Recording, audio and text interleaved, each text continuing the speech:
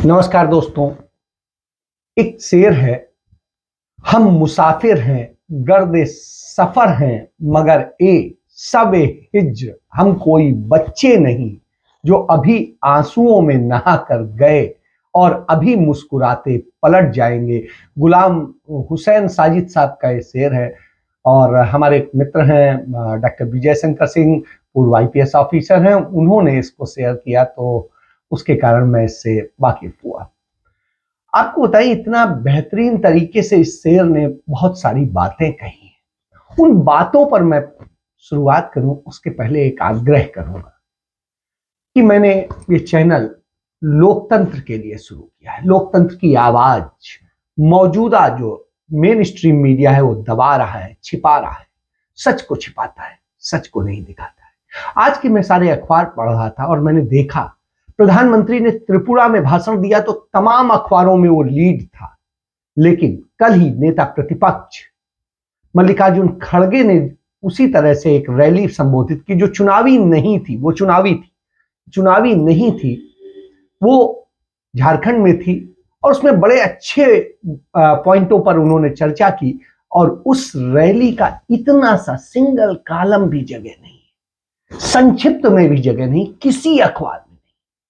कहां वो लीड छप रही है और कहां यहां इसका कोई जिक्र नहीं है, जबकि पक्ष और विपक्ष दोनों की बात होती है। नेता सदन और नेता प्रतिपक्ष दो ही संवैधानिक पद हैं और उसमें एक संवैधानिक पद को बिल्कुल गायब कर दिया जाता है, तो यह हमारा लोकतंत्र बन गया है।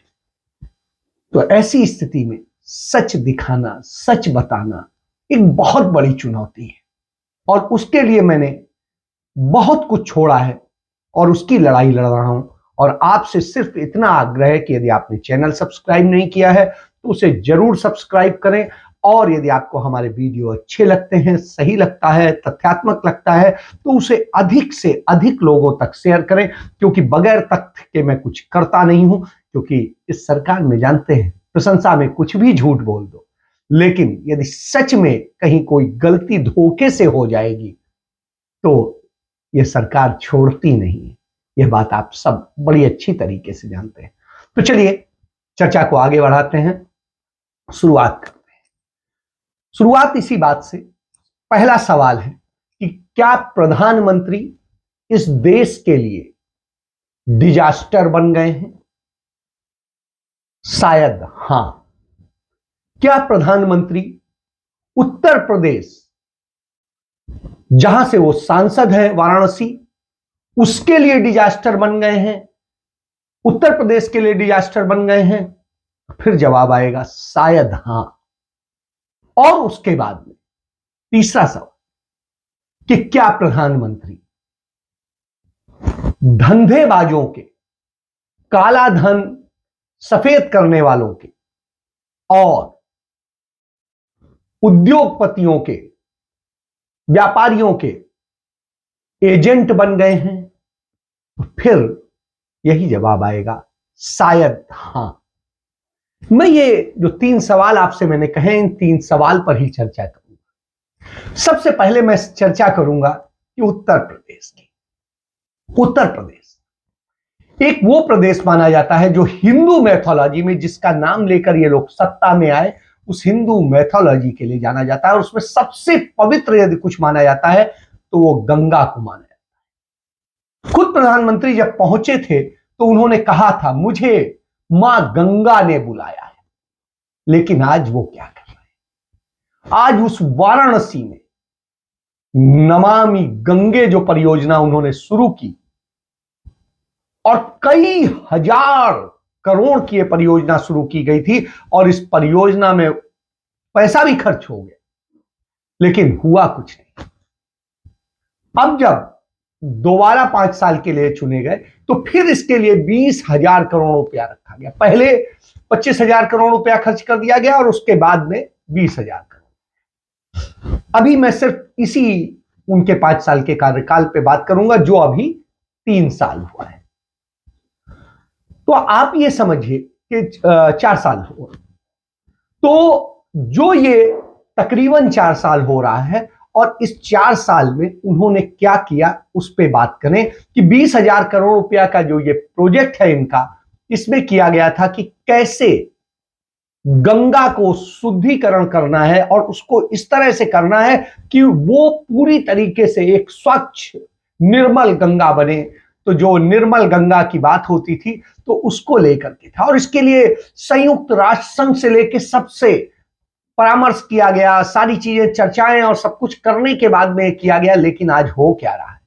आज स्थिति है कि ये जो प्रोजेक्ट है एकीकृत, ये नमामि गंगे कार्यक्रम एक एकीकृत संरक्षण मिशन है जिसे भारत सरकार ने जून 2014 में राष्ट्रीय नदी गंगा प्रदूषण संरक्षण और कायाकल्प के प्रभावी उन्मूलन के दोहरे उद्देश्य के कारण शुरू किया। और इस पर जिस तरीके से पैसा खर्च किया गया, सब कुछ हुआ, तो इसको लेके नमामि गंगे मिशन के तहत उत्तराखंड, उत्तर प्रदेश, बिहार, झारखंड, पश्चिम बंगाल, दिल्ली, हिमाचल, हरियाणा और राजस्थान राज्यों में 48 सीवरेज प्रबंधन योजनाएं क्रियान्वित करने का किया गया, और इनमें 98 परियोजनाएं कहा जा रहा है पूरी की जा चुकी, 98 पूरी की जा चुकी हैं और 48 चल रही हैं। हुजूर, जब ये चल रही हैं तभी बात करूंगा। इसका जो ये सीवरेज ट्रीटमेंट और सारी परियोजनाओं का जो ठेका दिया गया है, वो ठेका दिया गया है देश के राष्ट्र सेठ, धन्ना सेठ गौतम अदानी को।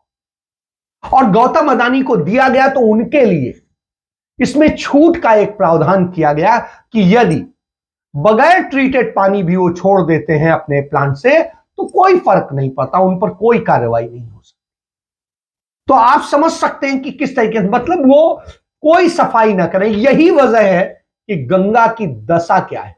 इसको लेकर के मैं बड़ा स्पष्टता बताऊंगा कि संकट मोचन जो सबसे प्रतिष्ठित जगह है वाराणसी में, हनुमान जी का मंदिर है, सबसे पुराना मंदिर है। तो संकट मोचन का जो मंदिर है, उस मंदिर के महंत जी हैं प्रोफेसर विश्वेश्वर नाथ मिश्र।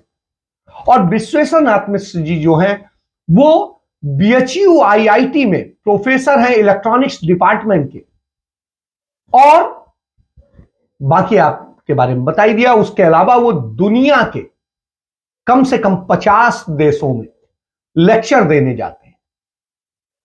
उनके पिता भी प्रोफेसर थे, उनके भाई प्रोफेसर हैं एम्स बीएचयू में, और यह पूरा परिवार के साथ में तमाम सारे लोग गंगा के शुद्धिकरण को लेकर के करते हैं, और खुद प्रोफेसर साहब गंगा किनारे ही रहते हैं और वही सात्विक जीवन जीते हैं, बिल्कुल संत की तरह से। साहब, उन्होंने गंगा का जो एक वो दिखाया, उसको एक उन्होंने वीडियो दिया उस पे कि आज काशी के लाल घाट के निकट गंगा के हालात देखकर मन द्रवित हो गया। जो हालात हैं वो देख करके आपको लगेगा कि ये गंगा सफाई का काम हो रहा है या गंगा प्रदूषित करने का काम हो रहा है। यह सबसे बड़ा विषय है, क्योंकि गंगा के किनारे कहीं टेंट सिटी बनाया जा रहा है, कहीं बस शोकेस बनाए जा रहे हैं, और उससे पैसा कमाने का, कंपनियों को कमाने का, वाराणसी के लोगों को नहीं। क्योंकि कैंप भी जो लगाया गया वो गंगा के दूसरे साइड लगाया गया, जहां पर निर्मल गंगा रहती थी, जहां से घाट से खड़े होकर के सूरज को उदित होते हुए लोग देखते थे। और इसके लिए बड़ा मशहूर था बनारस कि साहब, बनारस की सुबह और लखनऊ की शाम। तो बनारस की सुबह को उन्होंने खत्म कर दिया है। घाट से क्या देखिएगा, सामने आपको टेंट सिटी देखी, और वहां से जो क्रूज चलाया गया, उस क्रूज की स्थिति यह है कि जब से चला है दर्जनों जगह पर फंसा है। तो यह स्थिति है। तो वो 5 स्टार क्रूज जो गया है, लाखों रुपए किराया, उसमें कोई एक सिंगल भारतीय जाने की हिम्मत नहीं जुटा पाया, इतना महंगा है। तो इसलिए आप इससे समझ सकते हैं कि क्या हालत। और यह हालत एक जगह नहीं है, वाराणसी में जगह जगह स्थिति देखने को मिलती है। एक उदाहरण यह भी देखने को मिला कि किस तरीके से बनारस में सड़कों की दुर्दशा है। सड़कों पे जो पाइपलाइन फटी हुई है और उसके बाद में उससे पानी बह रहा है, और इसके लिए आपको एक चीज बताएं, जो वाराणसी नगर निगम है उसमें पिछले 30 साल से भारतीय जनता पार्टी का कब्जा है। तो पिछले 30 साल से अधिक से वहां पर भारतीय जनता पार्टी है और इसके बाद में वहां पर लंबे समय से भारतीय जनता पार्टी का सांसद है और 2 बार से अभी नरेंद्र मोदी खुद हैं जो देश के प्रधानमंत्री हैं। उसके बाद यह दशा है। आप इस दशा को भी देखिए।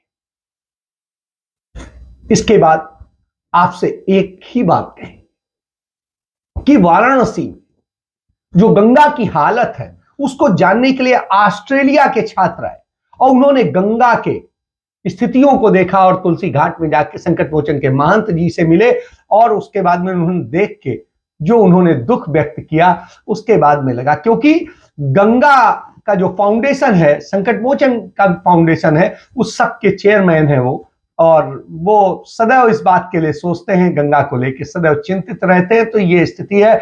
और यही नहीं, बनारस की स्थिति ये है, न ट्रैफिक सुधरा, न गंगा साफ हुई और न शहर की हालत सुधरी। जब ये हालात हो तो आप बताइए बनारस क्या कहेगा कि हमें गंदा नाला चाहिए, हमें मरती हुई गंगा चाहिए जो जीवंत गंगा कही जाती है, मरती हुई गंगा चाहिए, हमें गंगा नहीं गंदा चाहिए, गंदा नाला चाहिए, या हमें प्रदूषित बदतर बद व्यवस्था वाला वाराणसी चाहिए। और यह दशा सिर्फ वाराणसी की नहीं है, यह लखनऊ में भी है। यदि गोमती में आप चले जाएंगे तो गोमती के बगल में इतना सुंदर गोमती किनारा बना है, लेकिन और वो गोमती किनारा गैर भाजपा सरकारों ने बनाया और वहां पे स्थिति खड़े हो जाएंगे तो उसकी गंध से आप वहां पर ज्यादा देर नहीं रुक पाएंगे। तो यह है, आप समझ लीजिए। और वही हालत है जो गंगा में है कि गंगा में मछलियां मर रही हैं, सब कुछ हालत बिगड़ी हुई है, आचमन योग्य पानी नहीं रह गया। वही स्थिति तो जो हमारे यहां मंत्र पढ़ा जाता है, गंगा गोदावरी कावेरी क्षिप्रा, तो आप समझिए इनको धर्म के दृष्टिकोण से कितना पवित्र कहा जाता है। उनकी हालत आप देखिए, तो ये हालत है। तो आप इससे समझ सकते हैं कि गंगा है कि उसमें गंदा जल छोड़ा जा रहा है, सीवरेज ट्रीटमेंट के नाम पे लूट हो रही है, पैसे की लूट हो रही है। और वो लूट कौन कर रहा है? गौतम अदानी कर रहे हैं। तो जब गौतम अदानी ये कर रहे हो तो फिर अब गौतम अदानी पर ही बात करना बनता है। गौतम अदानी ने जिस तरीके से लूट की उसको हिंडनबर्ग ने उसका पूरा खुलासा किया और इसको लेकर तमाम सारी जो रिसर्च के बाद में चीजें सामने आई हैं उससे आप समझिए। एक छोटी सी एक उस पर उदाहरण है। गौतम अदानी के भाई हैं विनोद अडानी, और विनोद अडानी ने 38 सेल कंपनियां, जिन्हें फर्जी कंपनियां कहते हैं, बना करके कितना बड़ा काले धन को खपाया है इसका आप समझिए। उन्होंने इलारा नाम की एक कंपनी बनाई और उस कंपनी ने 24,766 करोड़ रुपए इसमें निवेश किए, अडानी की मूल कंपनी में। इसके बाद यह है मोंटेसरा इन्वेस्टमेंट होल्डिंग्स है, इसने अडानी की कंपनी में 37,000 करोड़ रुपए निवेश किए। क्रिस्टा जो है फंड्स है, इसने जो है $674 मिलियन इस पे किए। और इसके बाद में एपीएमएस इन्वेस्टमेंट है, इसने 18,986 करोड़ रुपया इन्वेस्ट किया। और ये इन सारी कंपनियों का ये 90% से ऊपर का है, किसी के 95% है, किसी का 98% है, किसी का कुछ है। तो एलटीएस इन्वेस्टमेंट ने 13,000 करोड़ रुपया इन्वेस्ट किया। ओपल इन्वेस्टमेंट फंड ने जो है इसमें $613 मिलियन इन्वेस्ट किया। इसी तरह से अल बुला इन्वेस्टमेंट है, लोटस ग्लोबल इन्वेस्टमेंट फंड है, इसने इसी तरीके से किया है। इसी तरीके से तो मतलब इस तरह से यदि इस फंड को आप देखेंगे तो ये करीब 5 लाख करोड़ रुपए का इन्वेस्टमेंट इस तरह की फर्जी कंपनियों के थ्रू हुआ है। तो आप समझिए, तो मुकेश अंबानी हो या गौतम अदानी हो, इन सबको किस तरीके से फायदा दिया गया। इसमें एक छोटा सा जिक्र मैं मुकेश अंबानी का भी करूंगा। मुकेश अंबानी पर 2014 तक जो कर्ज था भारत सरकार और भारत का, और दूसरा टोटल कर्ज था रिलायंस ग्रुप पे, वो कर्ज 89,000 था, और 89,000 करोड़ यानी 89,000 करोड़ रुपए था। इनका 3.25 लाख करोड़ रुपया कर्ज हो गया, 3.25 लाख करोड़ का। तो आप समझिए कि जो कहते हैं कि रिलायंस को तो कांग्रेस ने खड़ा किया, तो साहब कांग्रेस के समय तक जो पूरा जितना उनका पूरा कार्यकाल था उसके दौरान इस स्थिति में थे, और अब इस स्थिति में है। इसीलिए राहुल गांधी कहते हैं हम दो हमारे दो। तो इस बात को समझने की जरूरत है, इसमें ये भी जानती। और यही वजह है कि लगातार जो है अडानी की कंपनी से विश्वास सारे वैश्विक जगत में गिरता जा रहा है। अब मूडी ने अडानी की 4 कंपनियों की रेटिंग निगेटिव में कर दी, और इन कंपनियों की मार्केट कैपिटलाइजेशन में भारी गिरावट आ गई है, और यह स्थिति, तो यह भी आप जान लीजिए कि यह स्थिति है। और इसमें Adani green energy, Adani green restricted group, Adani transmission step 1 और अडानी इलेक्ट्रिसिटी जो है, उसके अलावा तो इन सब की निगेटिव में कर दी है। और आप याद करिए बजट में green energy green energy green energy का कितना बड़ा जिक्र किया गया, उसके लिए कितना बड़ा फंड मोदी सरकार ने अलोकेट किया है। तो जिसके लिए इतना फंड जो है निर्धारित किया गया हो, उस स्थिति में आप समझ सकते हैं क्यों किया जा रहा है। एक और चीज नरेंद्र मोदी बार बार बोल रहे हैं, मोटे अनाजों को लेकर के। क्यों मोटे अनाजों की बात कर रहे हैं? किसानों को तो आप कुछ दे नहीं रहे, लेकिन एग्रीकल्चर इंडस्ट्री के लिए आप लाखों करोड़ खर्च करने को तैयार। क्यों? क्योंकि वो धंधा अदानी को सौंपा गया है, और अदानी ने उसके लिए तमाम स्टोरेज बनाए हुए, सब कुछ बनाए हुए। और आपको भी पता होगा कि किस तरीके से अदानी की कंपनी ने जबरदस्ती हरियाणा में धमका कर, तमाम फ्रॉड करके, सब कुछ करके तमाम लोगों की जमीनों पे कब्जा किया है, फर्जी बनामे करा लिए। इसको लेकर के एक एफआईआर भी एक शर्मा जी हैं, उन्होंने लड़ाई लड़ी और लड़के उन्होंने दर्ज कराई कि किस तरीके से हमारे साथ फ्रॉड हुआ, हमारा सब लूट लिया गया, हमारी सारी भूमि। छोटा किसान है, उसके पास से एक भूमि का एक टुकड़ा होता है, और टुकड़ा ही आप कब्जा कर लेंगे, वो करेगा क्या, खाएगा क्या, क्या करेगा।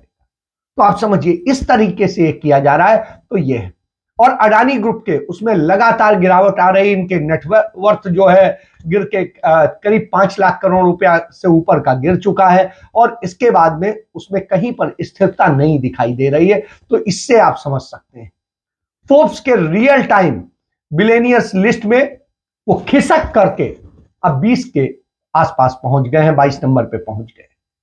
तो आप समझिए कि लगातार ये स्थिति है, और इस स्थिति के बाद सिर्फ लड़ने की बात करते हैं। तो भारतीय जनता पार्टी के लोग ये कर रहे हैं। वही दूसरी तरफ जमीन, जितने धर्म के नाम पर ये सत्ता में आते हैं, धर्म की बात करते हैं।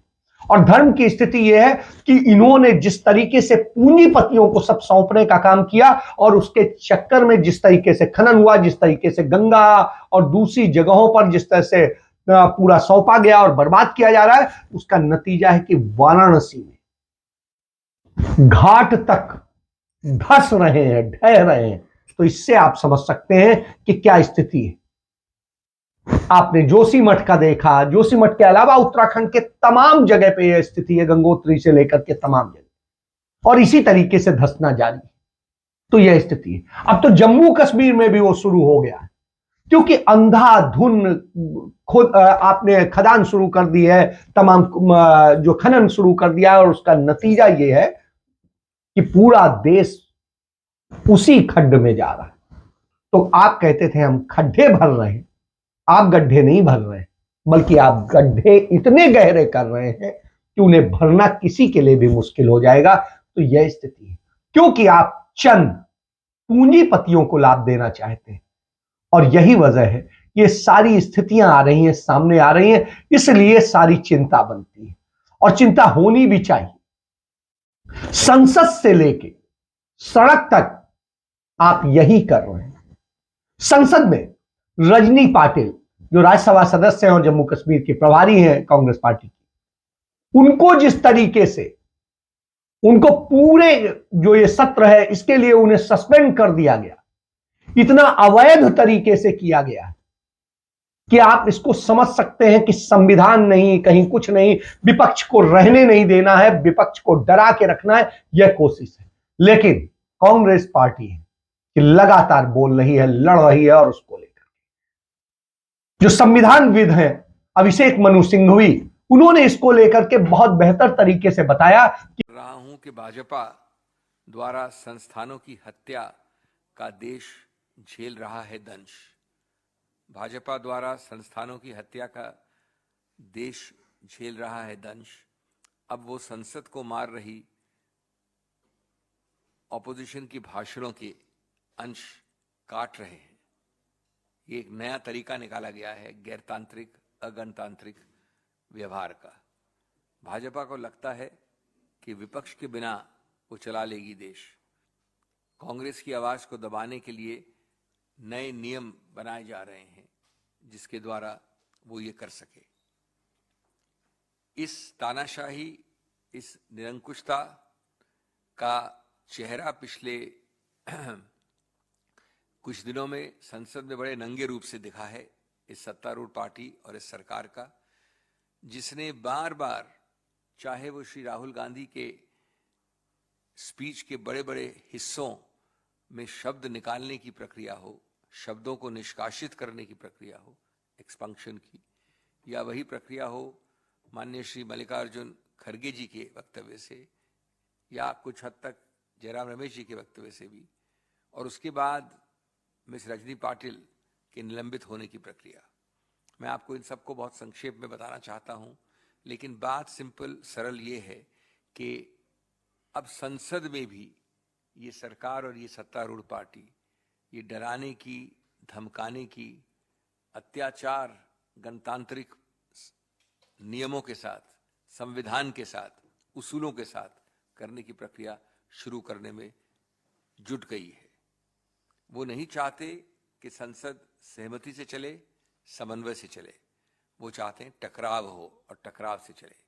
टकराव के नए नए पहलू निकाले जा रहे हैं। कैसे आप एक जो है लोकतंत्र की हत्या कर रहे हैं और यह देश ये दंश देख रहा है, और वो लगातार मार रहे हैं, संसद को काट रहे हैं, विपक्ष को के भाषणों को काट रहे हैं, और सारी चीजें जैसे जिस तरीके से डराने का, धमकाने का काम कर रहे हैं, कभी ईडी से, कभी सीबीआई से, कभी इनकम टैक्स से, उन सब से भी आप बच जाओ तो सदन में आपको डराने का काम होता है, आपको बोलने नहीं दिया जाता, उसमें इतना बवाल पैदा किया जाता है। तो यह स्थिति है, शांति से सदन कैसे चले? तो लोकतंत्र के भी आप हत्यारे हैं। इसीलिए कहा जाता है कि नरेंद्र मोदी हिंदुस्तान के लिए वास्तव में डिजास्टर बन के आए। हालांकि उनके लोग कहते हैं विश्वगुरु बन गए, लेकिन वास्तविकता यह है कि दुनिया में कहीं बात कर रही। आदमी कहता है आप क्या इतना डफर प्राइम मिनिस्टर, आपके यहां इतना लायर प्राइम मिनिस्टर, तो झूठा, डफर और न जाने क्या क्या कहा जाता है। हमें शर्म आती है क्योंकि प्रधानमंत्री तो हम सबका है और यह देश हम सबका है। देश की बदनामी होती है तो हमें तकलीफ होती है, और ऐसी स्थिति राष्ट्र को लेकर के जो संबोधन होता है वो दुखद होता है। इसलिए आपसे आग्रह है, सच को जानिए, पहचानिए और सच के साथ खड़े होइए, क्योंकि ये झूठ आपको निगल रहा है, खड्ड में डाल रहा है और बर्बाद कर रहा है। ये इतनी बड़ी खाई कर देगा कि फिर आप पाट नहीं पाएंगे। इसके साथ अपनी बात समाप्त करता हूं। जय हिंद, जय भारत, वंदे मातरम।